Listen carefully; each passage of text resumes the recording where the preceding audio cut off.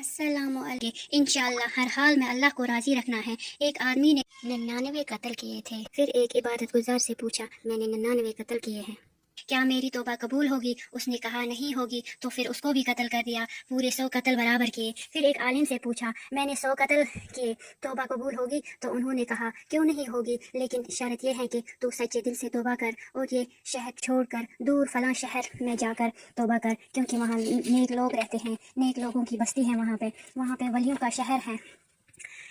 اس نے اپنا سامان اٹھا یا اور چل پڑا دوسرے شہر کی طرف، نیت یہ کی کہ میں توبہ کروں گا، اللہ کی بارگاہ میں رجوع کروں گا۔ راستے میں ہی اس کو موت آئی۔ جب موت نے اس کو جھٹکا دیا تو وہ چھلانگ لگا کر نیچے گرا۔ تو جب فرشتے آئے اور کہنے لگے، جنت کا فرشتہ کہتا ہے کہ ہمارا مہمان ہے، ہم لے جائیں گے۔ جہنم کا فرشتہ کہتا ہے ہمارا مجرم ہے، ہم لے جائیں گے۔ جنت کا فرشتہ کہتا ہے کہ اس نے توبہ کی ہے، ہم لے جائیں گے۔ جہنم کا فرشتہ کہتا ہے ہمارا مجرم ہے، 100 قتل کیے ہیں، ہم لے جائیں گے، اس نے توبہ ہی نہیں کی تھی۔ جنت کا فرشتہ کہتا ہے گھر سے نکل پڑا ہے، توبہ کی نیت کی تھی، شہر چھوڑ کر نکلا تھا۔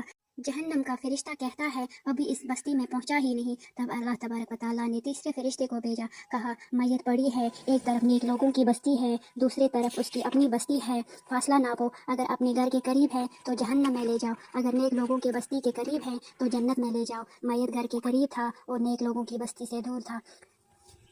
جب ناپنے لگے تو اللہ تعالیٰ نے ادھر کی زمین کو کہا سکڑ جاؤ اور گھر کی زمین کو کہا پھیل جاؤ۔ جب پیمائش ہوئی تو میت اپنے گاؤں سے دور اور ولیوں کی بستی کے قریب تھا۔ رحمت کے فرشتے اس کو اٹھا کے لے گئے۔ جو ولیوں کی نیت کر کے چلا ابھی پہنچا بھی نہیں تھا، رستے میں مر گیا۔ جب اللہ تعالیٰ نے اس کو جنت عطا کرتا ہے، جو کئی سال اللہ کے ولیوں کے دربار میں بیٹھا رہے گا، اللہ کے رسول صلی اللہ علیہ وسلم کے نقش قدم پر چلے گا، اس کے سنتوں پر عمل کرے گا، اس کے لیے اللہ تعالیٰ جنت واجب کر دیتا ہے۔ اللہ تعالیٰ فرماتے ہیں نیک لوگوں کی دنیا میں بھی خوشحالی ہے اور آخرت میں بھی خوشحالی ہے۔ اللہ تعالیٰ ہم سب کو نیک اور دیندار انسان بنائے۔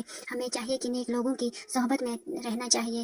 اللہ تعالیٰ ہم سب کو اپنے حفظ و امان میں رکھے اور ہم سب کی دعائیں اور توبہ قبول فرمائے، آمین یا رب العالمین۔